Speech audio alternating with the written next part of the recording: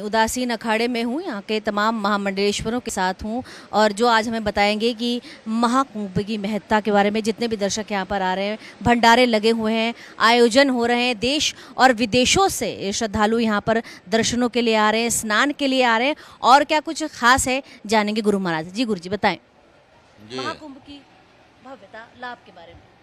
महाकुंभ की भव्यता तो हमारा प्राचीन काल से चला आ रहा है। आज भौतिकवाद में जिसको तरक्की कर रहे हैं या विकास की राह पे चल रहे हैं, उसकी भी चकाचौंध यहाँ पे दिख रही है। लेकिन हमारा जो प्राचीन गौरव है, हमारा सनातन का महाकुंभ पर्व, ये तो प्राचीन काल से चला आ रहा है और आगे भी चलता रहेगा। ये अक्षुण्ण है, ये अखंड है, इसे कोई ख़त्म नहीं कर सकता। और इसका सबसे बड़ा गौरव हमारे भारत संस्कृति का संत है। संत ही हमारे मुकुटमणि है, जो हमारे भारतीय संस्कृति में कहा गया है। और भगवान का अगर साक्षात दर्शन पाना हो तो संत के अगर दर्शन हो जाए, यहाँ तक कि सपने में भी संत के दर्शन हो जाए, तो मनुष्य का जीवन धन्य धान्य होता है, पुण्य प्राप्त होता है। तो ये महाकुंभ पर्व संतों ने है जो इसको जगत के कल्याण के लिए ये ऐसा आयोजन किया है।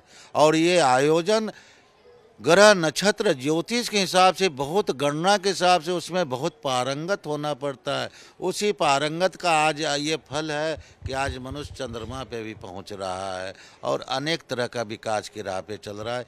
ये हमारे ज्योतिष गणना का ही प्रभाव है।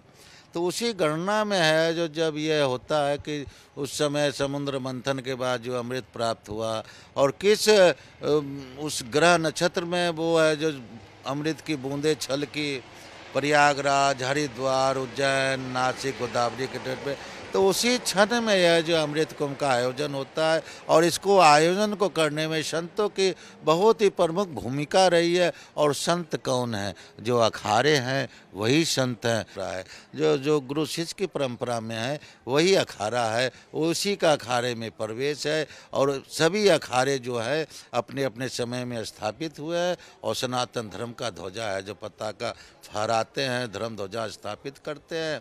और उस मुहूर्त में जो आते हैं, उस समय की आप है जो आप देखिए संतों की है जो गौरवशाली गाथा, कि जहाँ कहीं भी राजा महाराजा होते थे, चाहे वो किसी भी धर्म के हो, वो सब लोग संतों के चरणों में नतमस्तक होते थे और अपना पूरा साई ठाट बाट संत चरणों में समर्पित करते थे। उसी का नाम होता था कि पेशवाई। पेशवा के राजा ने भी है जो संतों में अपनी पूरी राजशाही दी और शाही स्नान, उस समय के राजा महाराजा जो थे अपना जो शाही वैभव होता था वो संतों के चरणों में भेंट किए। और संत को चरणों में भेंट करने के बाद संत, जैसे कि आपने कल देखा होगा कि पंचायती अखाड़ा बड़ा उदासीन निर्वाण की भव्य शोभा यात्रा अपने आप में अद्वितीय और हमेशा रही है। और हम भारतवर्ष के लिए जो हमारा प्रतीक शान बान आन है, हम तिरंगा भी साथ लेकर के चलते हैं। और हमेशा से देश की एकता अखंडता में हमारा अखाड़ा का योगदान रहता है। यहाँ तक कि कभी कभी देवी देवताओं के प्रकोप भी होते, उसमें भी एकता में हम बढ़ चढ़ करके योगदान करते हैं। तो ऐसी हमारी परंपरा रही है। और महाकुंभ पर्व का तो अपने आप में अद्वितीय, इसका कथनी करने से है, जो कथनी कहने से नहीं पूरा पार हो सकता। वो तो जब आप यहाँ पे आओगे, यहाँ की संस्कृति का आप दर्शन करोगे और यहाँ का जो महात्म है, आप पूरे भारतवर्ष का भ्रमण करते हुए आओ, थक जाओ, गंगा माँ की गोद में अगर आप एक डुबकी लगा लिए तो आपके सभी है जो थकावट दूर हो जाता है और आपको एक नई शक्ति प्राप्त होती है।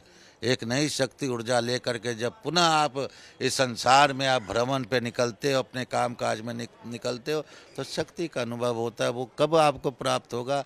जब आप यहाँ पे आओगे। आपका जीवन धन्य धान्य होगा, आपके अंदर की अज्ञानता पर अंधकार जो है दूर होगा और प्रकाशमान होकर के आप जगत को, विश्व को, देश को अपने ज्ञान से, अपनी ऊर्जा से, अपनी शक्ति से उन्नति के शिखर पर ले जाओगे। ऐसी हमारी संतों का सदुपदेश है। तो मैं आपके चैनल वालों को भी बहुत बहुत मंगल कामना देता हूँ, आशीर्वाद करता हूँ कि आपने एक संत के रूप में, जो इस संत का जो काम है प्रहरी बनना और सबको चेतन रखना, उस पद पे आप है जो पत्रकार बंधु हैं, चैनल बंधु के सबको सचेत करते रहते हैं और दुनिया की जो कार्यशैली है वो सबके सामने लाते हैं।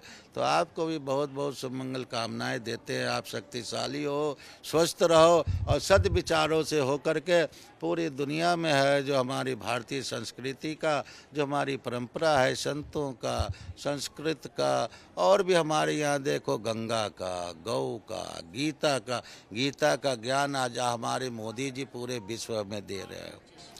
हमारी विशेष इसमें तो हमारा टाइम टेबल बंधा हुआ है। हम वहाँ पे जाते हैं संगम पे, अपने भगवान का स्नान पहले होता है, फिर उसके बाद सभी संत महापुरुष स्नान करते हैं, फिर जितने उनके भारतवर्ष के फॉलोअवर जो है अपने भक्त सेवक लोग हैं सब लोग स्नान करते हैं और बड़े धन्य धान्य से खुशी होकर के आते हैं। और आपकी छावनी में देखिए सुबह से लेकर के शाम तक सारी सुविधाएं हैं जो प्राप्त है।